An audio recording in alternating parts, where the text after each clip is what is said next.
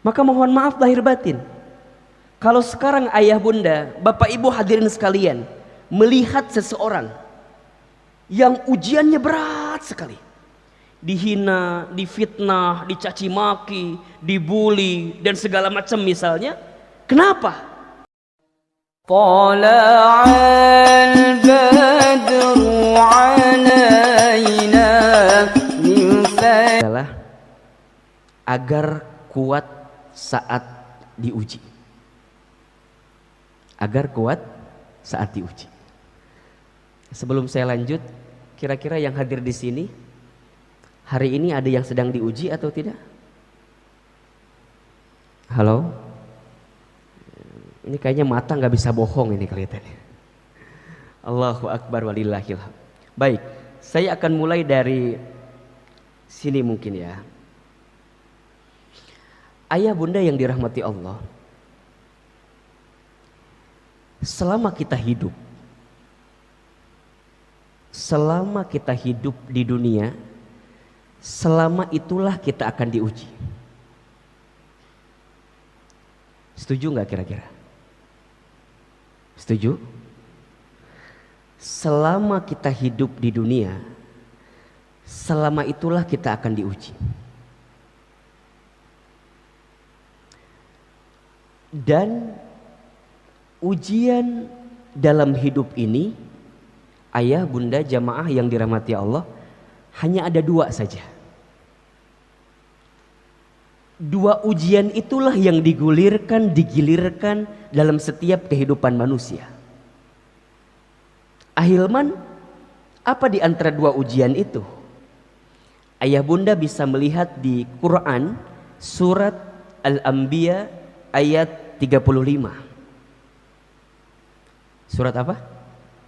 Al-Anbiya ayat berapa? 35. Perhatikan dengan iman ayat berikut ini. A'udzubillahi minasyaitonirrajim. Bismillahirrahmanirrahim. Kullu nafsin dha'iqatul maut. Setiap yang bernapas, berjiwa, yang hidup pasti dia akan mati. Sebelum dia berjumpa dengan kematiannya, maka dia akan melalui proses hidup yang namanya dunia. Dan hari ini ayah bunda kita semua sedang berada di fase kehidupan yang namanya dunia. Apa yang akan Allah hadirkan dalam kehidupan dunia kita? Lanjut. Wa nabluukum bisyarri wal khairi fitnah.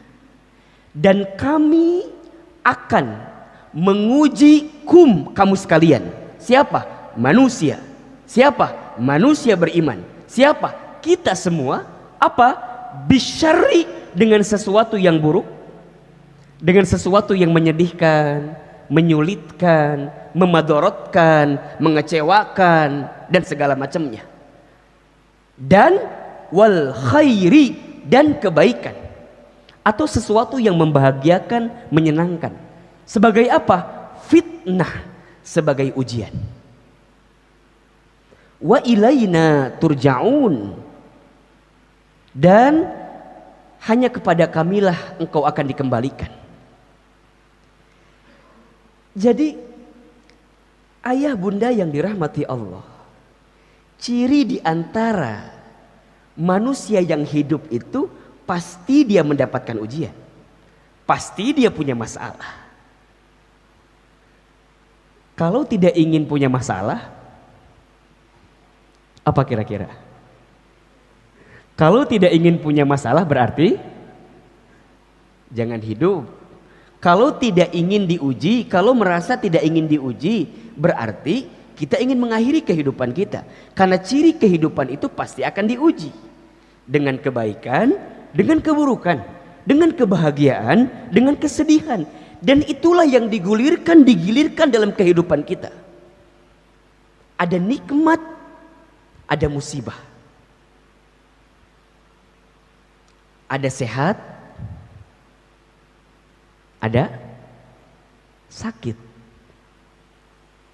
ada lapang, ada sempit, ada saat mendapatkan, ada saat kehilangan, Ada saat tertawa, tersenyum, tapi ada saat menangis, bersedih. Jadi semuanya ujian gitu. Ada hidup, ada mati. Itu ujian. Sekarang saya mau tanya nih, punten mohon maaf. Biasanya hadirin lebih siap diuji dengan sesuatu yang menyenangkan atau yang menyedihkan?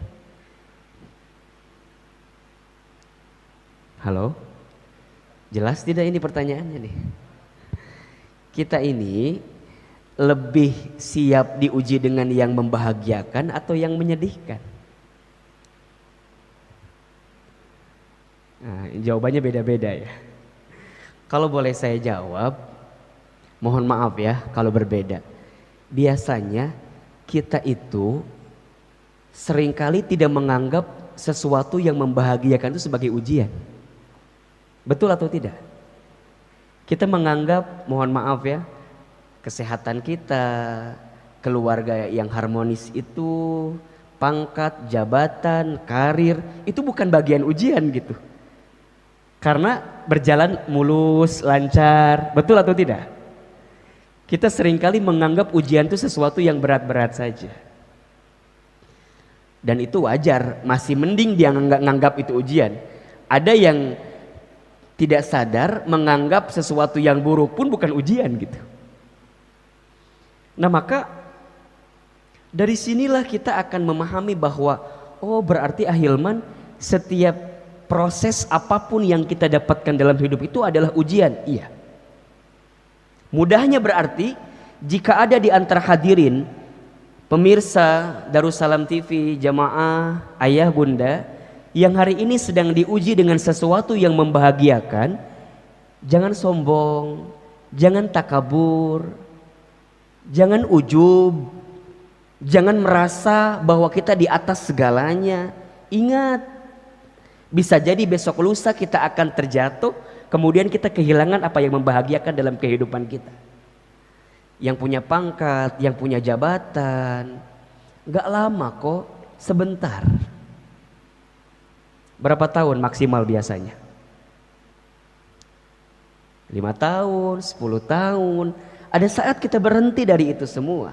Maka saat dititipkan dengan sesuatu yang membahagiakan, jangan lupa bahwa sesungguhnya yang menitipkan itu siapa? Allah. Begitupun seterusnya, jika ada di antara ayah bunda hadirin, kita semua yang hari ini sedang diberikan kesulitan, kesedihan, ujian yang menyakitkan, jangan putus asa. Karena pertolongan Allah itu begitu luas. Perlindungan Allah itu begitu sempurna. Dan kita selama kita hidup pasti kita akan dibimbing dan diarahkan oleh Allah mendapatkan kebaikan itu. Nah, pada kesempatan subuh ini coba kita akan sedikit mungkin membahas ujian-ujian yang berupa kesulitan dalam hidup saja. Ahilman, apakah semua di antara kita akan diuji dengan yang namanya kesulitan dalam hidup? Iya. Ada di Quran surat Al-Baqarah ayat 155, 156 misalnya. Bismillahirrahmanirrahim. Walanabluwannakum, dan pasti kami akan menguji kamu sekalian, bisyai'in, dengan sesuatu yang sedikit. Syai', dengan sesuatu. Apa di antaranya? Minal khauf, manusia itu akan diuji dengan ketakutan. Wal ju'i, dan kelaparan. Wa naqsi minal amwal, dan kekurangan harta. Wal anfus, dan kegoncangan jiwa. Ya, ada orang yang wafat, ada saudara kita yang wafat, ada saat kehilangan dan segala macam. Was samarat, dan buah-buahan. Maksudnya ada hasil dari apa yang kita harapkan tapi tidak sesuai dengan apa yang kita inginkan. Kecewa misalnya. 1 ketakutan, 2 kelaparan, 3 kekurangan harta, 4 kegoncangan jiwa, 5 wassamarat, ada harapan yang tidak kunjung menjadi sesuatu yang nyata dalam kehidupan kita. Sekarang saya mau tanya, di antara hadirin sekalian, ada tidak yang sedang disapa dengan ujian-ujian ini? Jika ada yang sedang disapa dengan ujian ini, maka lihat ujung ayatnya. Wa basyiris sabirin. Sesungguhnya ayah bunda kita semua sedang diberikan kabar gembira oleh Allah Subhanahu wa taala. Jadi kalau hari ini mohon maaf ya, mohon maaf, ada yang sedang merasa takut, gelisah. Misal tidak sedikit mungkin di antara kita ada yang kehilangan pekerjaan. Mungkin di antara kita ada yang harus dirumahkan. Mungkin ada di antara kita yang harus berkurang omset atau profit dari keuntungan bisnisnya. Atau barangkali ada di antara ayah bunda yang sedang punya persoalan di rumah tangganya. Ada yang sedang punya permasalahan di rumah tangganya atau keluarganya. Dan segala macam dalam kehidupannya. Maka jika kita merujuk kepada ayat ini, yakini, pahami bahwa ujian-ujian kesulitan itu adalah wabasyir, kabar gembira. Bagi siapa? As-sabirin, bagi orang-orang yang sabar. Siapakah orang yang sabar itu? Lanjut ayat selanjutnya. Alladzina idza asabathum musibah qalu inna lillahi wa inna ilaihi rajiun.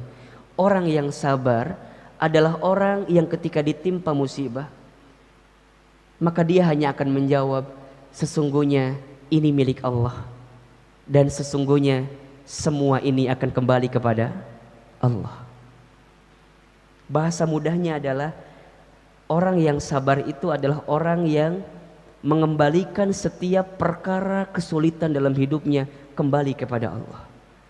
Dia menahan diri, dia memilih sesuatu mana yang tidak dibenci oleh Allah. Dia hanya akan fokus mencari jalan keluar, mencari solusi yang jalan keluar solusi itu adalah sesuatu yang diridhoi oleh Allah Subhanahu wa taala. Dia bisa marah, dia bisa frustasi, dia bisa stres, iya, tapi dia tahu itu dibenci oleh Allah. Dia tahu itu perkara yang Allah tidak ridho dengannya. Maka dia memilih jalan lain mana yang barangkali Allah lebih ridho dengan dirinya. Jadi mohon maaf ya, sabar itu tidak identik dengan berdiam diri atau apa? Tidak identik dengan putus asa, bukan. Sabar itu memilih jalan terbaik yang sesuai dengan aturan Allah Subhanahu wa taala. Dia tidak melanggar aturan-aturan Allah dalam kehidupannya. Itu sabar. Dan sikap ini menjadi penting. Jadi kalau ada di antara hadirin sekalian yang sedang disapa dengan kesulitan dan langsung cara berpikirnya adalah, oh iya, Allah sedang menitipkan pesan cinta, kabar gembira kepada kita dengan ujian-ujian ini. Ahilman, kenapa disebut dengan kabar gembira dari setiap ujian kesulitan itu? Mohon maaf, kalau boleh saya tanya, setuju atau tidak? Kita itu sholatnya bisa lebih khusyuk, doanya bisa lebih panjang, sujudnya bisa lebih lama jika sedang diuji dengan kesulitan. Betul atau tidak? Bukankah itu nikmat? Bukankah itu kabar gembira? Yang barangkali Allah ingin menyapa hadirin sekalian. Allah ingin menghadirkan pesan cintanya melalui ujian-ujian itu agar kita segera kembali kepada Allah Subhanahu wa taala. Salat tahajudnya jadi rajin, salat duhanya jadi rajin, ngaji Qur'annya jadi rajin, ke masjidnya jadi rajin, infak sedekahnya jadi rajin. Biasanya ketika sedang diuji, betul atau tidak?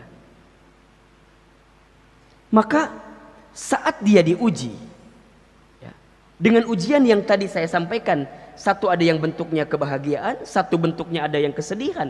Maka sebagai orang beriman dia punya sikap terbaik dalam hidupnya. Apa sikapnya? Ajaban li amril mu'min. Sungguh menakjubkan keadaan orang beriman itu.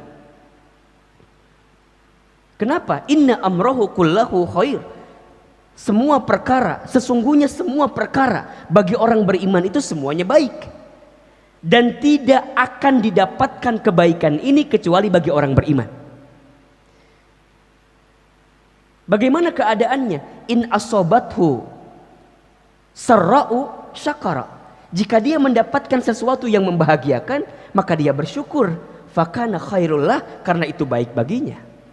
Wa in asobathu dharra'u sabara. Jika dia mendapatkan sesuatu yang madarat, yang sulit, yang sedih, maka dia bersabar. Fakana khairullah, karena itu baik baginya. Hadis riwayat Muslim.